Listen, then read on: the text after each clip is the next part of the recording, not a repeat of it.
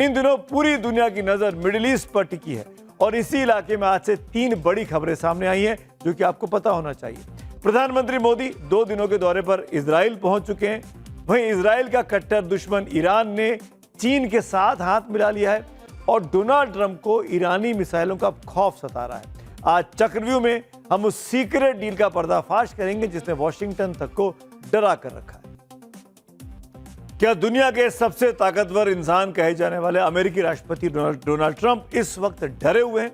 यह सवाल हम नहीं बल्कि डोनाल्ड ट्रंप का वो state of the union address कह रहा है जिसमें उन्होंने ईरान को चेतावनी तो दी लेकिन उनके माथे पर चिंता की लकीरें साफ दिखी। अमेरिकी संसद में प्रेसिडेंट ट्रंप चीख रहे थे, कह रहे थे कि ईरान की मिसाइलें अमेरिका को निगल लेंगी। ट्रंप जब अमेरिकी संसद को संबोधित कर रहे थे उससे पहले अमेरिका ने रातों रात इजराइल में F-22 रैप्टर जैसे घातक फाइटर जेट्स को पूरे स्क्वाड्रन वहां पर उतार दी थी।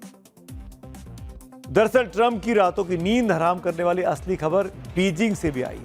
ईरान ने चीन से CM-302 supersonic anti ship missile की डील करीब करीब फाइनल कर दी।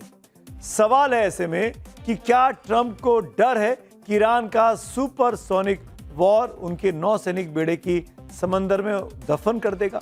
क्या F-22 रैप्टर की तैनाती सुरक्षा के लिए है या ट्रंप की ओर से घबराहट में उठाया गया एक पैनिक स्टेप है? तीसरा और सबसे अहम सवाल यह है कि क्या ट्रंप को अपनी इंटेलिजेंस रिपोर्ट से पता चल गया है कि ईरान और चीन की जुगलबंदी अमेरिका के लिए कितनी घातक साबित होने वाली है? अमेरिका और ईरान में जारी टेंशन के बीच सबसे बड़ा एक और दिलचस्प मोड़ आया है। प्रधानमंत्री नरेंद्र मोदी इजराइल में आज पहुंचे। 2 दिनों का यह ऑफिशियल विजिट है। बेन गुरियन एयरपोर्ट पर इजरायली पीएम बेंजामिन नेतन्याहू खुद मोदी की अगवानी करने के लिए पहुंचे हुए थे। दोनों नेताओं के रिश्तों की गर्मजोशी एयरपोर्ट पर साफ साफ दिखी। दोनों गले मिले और खूब गले मिले। वहां पर एयरपोर्ट पर पीएम मोदी को रिसीव करने के लिए प्रधानमंत्री नेतन्याहू की पत्नी सारा नेतन्याहू भी पहुंची हुई थी। एक खास मोमेंट देखिए कि नेतन्याहू ने पीएम मोदी के जैकेट का जो पॉकेट स्क्वायर था वो अपनी पत्नी सारा के ड्रेस के रंग में समानता पर ध्यान दिलाया। इस तस्वीरों में आप देख सकते हैं दोनों का रंग केसरिया है और दोनों सैफरन पहन के गए हुए हैं। नेतन्याहू ने इसे इत्तेफाक पर चुटकी लेते हुए कहा कि देखिए आज आप दोनों ने एक ही रंग के कपड़े चुने हैं और ये बड़ा इंपॉर्टेंट स्टेटमेंट था। इजराइल के प्रधानमंत्री की पत्नी भगवा रंग पहनकर आई जो कि बीजेपी का लिए पहचाना जाता है अपने देश में। टेल अवीव पहुंचते ही पीएम मोदी तुरंत ही सरकारी काम में लग गए। एयरपोर्ट परिसर में ही दोनों प्रधानमंत्रियों की एक छोटी सी मीटिंग भी हो गई। थोड़ी देर के बाद अब से कुछ मिनटों के बाद रात 8 बजे के आसपास हिंदुस्तान के समय के मुताबिक प्रधानमंत्री मोदी का इजरायली संसद नेसेट में आधिकारिक स्वागत होगा। इसके बाद पीएम मोदी उस संसद को संबोधित भी करेंगे। पीएम मोदी के इस भाषण को हम लाइव भी दिखाएंगे टाइम्स नाउ नव भारत पर। पीएम मोदी ऐसे वक्त पे इजराइल में हैं जब ईरान पर अमेरिकी हमले की आशंका बहुत ज्यादा है। ऐसे में सवाल कई खड़े हो रहे हैं। युद्ध काल में पीएम मोदी की इजराइल में मौजूदगी के क्या मायने हैं? क्या ट्रंप ने पर्दे के पीछे से भारत से कोई मदद मांगी है? क्या पीएम मोदी ही वो इकलौते नेता हैं जो ईरान के गुस्से और ट्रंप के डर के बीच शांति का पुल बन सकते हैं? उसी कोशिश में गए।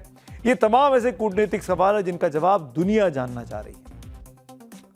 टाइम्स नाउ नव भारत पर तेल अवीव से लगातार रिपोर्ट आप मोहित के जरिए आप देख पाएंगे। लेकिन प्रधानमंत्री नरेंद्र मोदी की इजराइल यात्रा में भारतीय सेना के लिए कई बड़ी डिफेंस डील पर मोहर लगने की संभावना है, इसीलिए इसको इंपॉर्टेंट विजिट कहा जा रहा है। दोनों देशों के बीच 8.6 अरब डॉलर यानी करीब करीब 78,000 करोड़ से ज्यादा का रक्षा समझौता होने की संभावना है।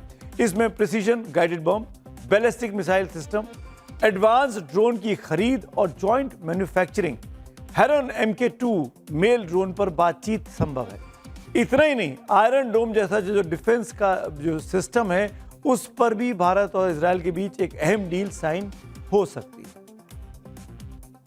और अब बात सुपर पावर अमेरिका की इन दिनों न सिर्फ ईरान के मिसाइलों के खौफ में है बल्कि यहां कुदरत की भी मार जबरदस्त तौर पर पड़ी है। अमेरिका के बड़े हिस्से में आए बर्फीले तूफान ने जनजीवन इन दिनों अस्त व्यस्त कर दिया है। शिकागो, न्यूयॉर्क और वॉशिंगटन की सड़कों पर सिर्फ सफेद बर्फ दिखाई दे रही है। लोग फावड़े से बर्फ हटाते हुए दिखाई दे रहे हैं। पार्किंग में खड़ी कारों के ऊपर 3-3 फीट बर्फ की परतें हैं। घर अंधेरे में डूब गए हैं। हालात ये कि कई अखबारों के प्रिंटिंग प्रेस को बंद करना पड़ा है। अमेरिका में भीषण तेज हवाओं और भारी बर्फबारी के कारण एयरपोर्ट पर रनवे भी बंद करने पड़े हैं। ये अमेरिका का हाल है, दुनिया का सबसे विकसित देश माना जाता है और कई जगह उड़ानों पर रोक लगानी पड़ी है। पूरे अमेरिका में पिछले 2 दिनों में 11,000 से ज्यादा उड़ानें रद्द की गई हैं। नेशनल वेदर सर्विस के मुताबिक रोड आइलैंड और मैसेच्यूसेट्स के करीब कुछ हिस्सों में लगभग 37 इंच तक बर्फ गिरी है। बर्फबारी की वजह से उत्तर पूर्वी राज्यों में 6 लाख से ज्यादा घरों की बिजली चली गई है।